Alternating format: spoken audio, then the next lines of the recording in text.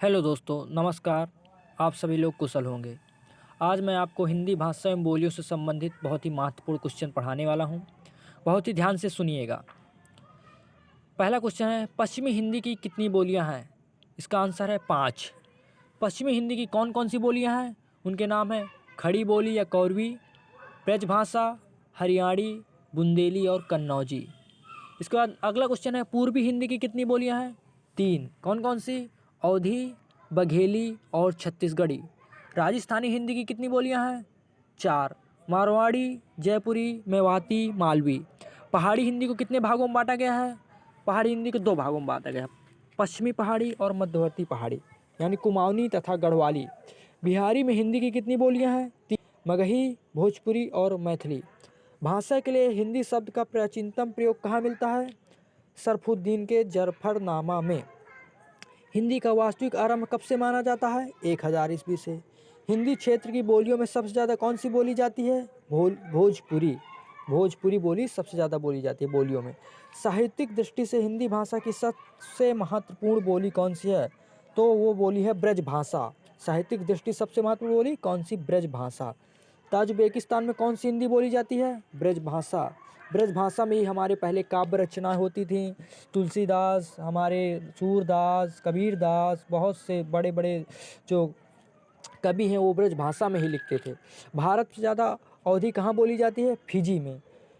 हिंदी का पहला समाचार पत्र कौन सा था? उदंत मार्तंड। उदंत मार्तंड। अशोक के समय राजकाज की भाषा क्या थी? पाली। मोहम्मद गौरी से लेकर अकबर तक राजकाज की भाषा क्या थी? हिंदी। मोहम्मद गौरी से अकबर तक राजकाज की भाषा हमारी क्या थी? हिंदी थी।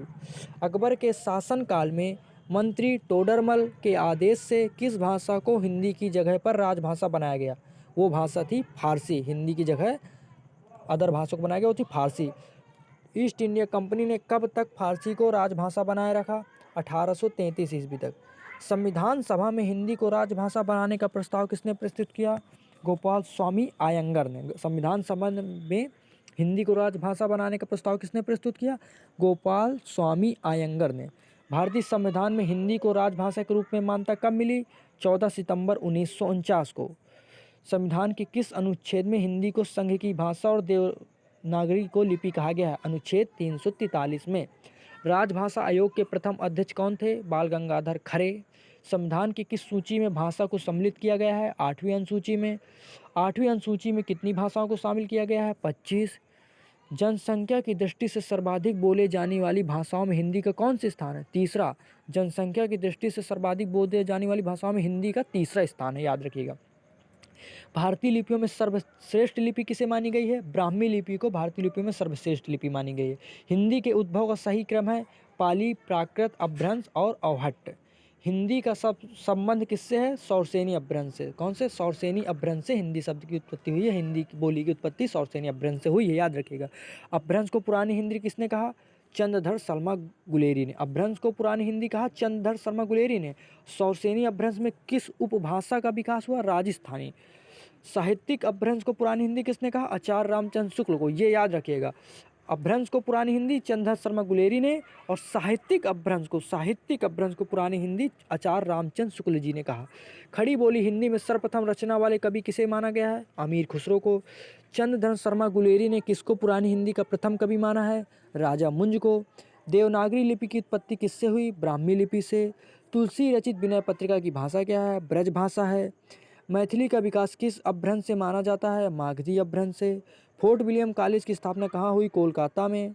कचहरियों में हिंदी प्रवेश आंदोलन का मुख्य पत्र किस पत्र को कहा जाता है? भारत मित्र को। नागरिक प्रचारणी सभा की स्थापना कब हुई? 1893 ईस्वी में। नागरिक प्रचारणी सभा के संस्थापकों में कौन शामिल थे? शिव कुमार सिंह और बाबू श्याम सुंदर दास। रामचरितमानस किस भाषा में लिखा गया है? अवधी।